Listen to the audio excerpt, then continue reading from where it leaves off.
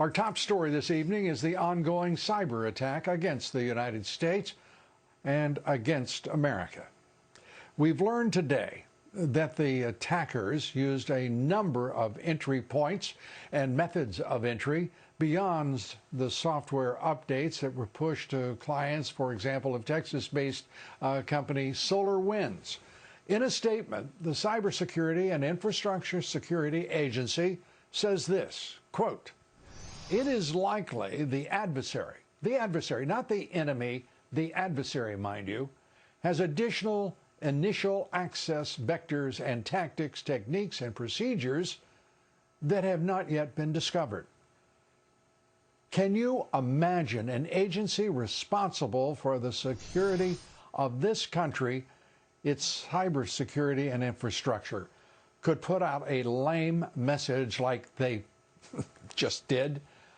Imagine at Pearl Harbor, suddenly the intelligence agencies of the United States saying this is going to be a very difficult war to deal with. We're just going to have to figure out what's going on. This is outrageous what we are watching in the way of a response from the federal government. The cyber attack has left very little confidence among citizens that we as a nation are in control of our own networks, have knowledge of what is happening on our internet, which is undoubtedly the battlefield not of the future, but of the present.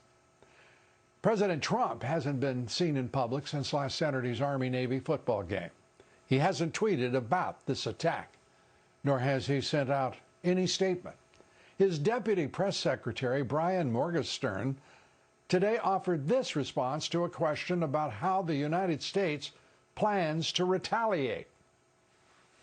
President Trump has made clear, well, I'll reiterate sort of what I had said earlier, which is that the federal government has stood up interagency groups. There are incident response teams. Some of the lead agencies include the FBI, DHS, ODNI, and the NSA.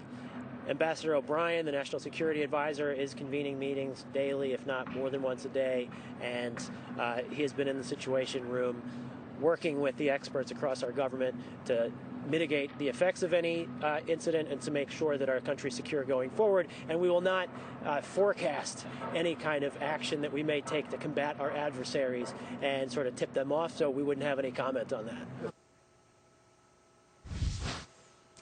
That is what you call pure balderdash. They don't know what's happened. They have very little idea of what to do, apparently. And they're putting out lame statements, whether it's from the Energy Department or from the White House press office, that will satisfy no one. Acting Defense Secretary Chris Miller today met with the president at about 3:30 this afternoon. Absolutely nothing has been divulged about what the two discussed. Congress is also taking up the cyber attack against the United States, and some members are comparing the attack to a declaration of war. Fox News correspondent Mark Meredith is in Washington and has much more for us. Mark? Lou, good evening. Lawmakers have plenty of questions, also plenty of outrage, though, over this cyber attack, showing how vulnerable American computer systems are. As you've been mentioning, so many questions, though, still left to be answered. Earlier this week, lawmakers started to receive briefings from top officials about what has been going on behind the scenes, but they have also said there's still a lot they don't know. As you mentioned, Illinois Senator Dick Durbin saying this is essentially a virtual declaration of war by Russia. We've also heard from Senator Marco Rubio of Florida, also in the Intelligence Committee, saying that this is a major concern. We're also hearing tonight from Republican Senator Susan Collins of Maine. She put out a statement about all of this, kind of getting to the point. I thought it was interesting. She goes, this cyber attack likely perpetrated by the Russians spotlights the glaring vulnerabilities of our federal cybersecurity system. The president should immediately sign the NDAA, the National Defense Authorization Act, not only to keep our military strong, but also because it contains significant cybersecurity provisions that would help thwart future attacks, that emphasis on future attacks. The chairman of the Democratic House Armed Armed Services Committee says the SolarWinds cyber operation bears every hallmark of a sophisticated nation-state activity that could undermine our national security, and it is imperative that Congress move forward with oversight to understand the impacts and root causes of this campaign. So we're hearing that from lawmakers, not only demanding to know more information, but also want to know what else can be done, Lou, to stop this. You mentioned that we have not heard from President Trump on camera or on Twitter about this cyber attack. There's been a lot of questions about whether or not he would weigh in or not. You heard from the White House spokesperson. But these questions, Lou, you can bet are not going to go away as lawmakers not only want to know what else is vulnerable, but is there another attack coming? Lou. Do you think, Mark, the lawmakers, you mentioned Susan Collins, others, have any understanding that this is an ongoing attack? It isn't something where you sit around and twiddle your thumbs and you talk about the possibilities philosophically of 6 months, a year from now. This is an ongoing existential threat to the United States. And we have elected officials and officials of this government acting as though, I don't know. I'm stunned by the fact they're not being transparent and reporting to the American people who have a right to know the dimensions and the proportions and the energy of this highly kinetic attack on the United States. It may be cyber, but make no mistake, this is war on the United States by an enemy. How does that escape our elected officials? That's a rhetorical question, Mark.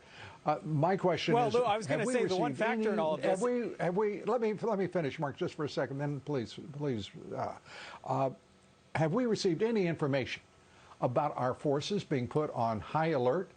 Have we had any indication of any kind from any source that this government has moved to respond, to react? Well, you're asking about what's kind of happening behind the scenes, but there's a big X factor in all of this and why you're not hearing from lawmakers more often, why you don't see people like me going up with their phones, basically chasing people in the hallways, and that is because of the pandemic. Right now, there are just fewer people around Washington and those institutions, so many other people working remote. So maybe you're not hearing from people directly as that. But the other factor in all this, Lou, you got the government facing another potential shutdown at midnight tonight. You've got the stimulus talks for the coronavirus as well as the vaccine being rolled out. Of course, this is important, but you imagine how many different priorities also are being juggled here. So trying to keep the eye on one ball, not easy. But as you mentioned, Lou, a lot of lawmakers starting to speak up, realizing just how bad this attack is. Lou?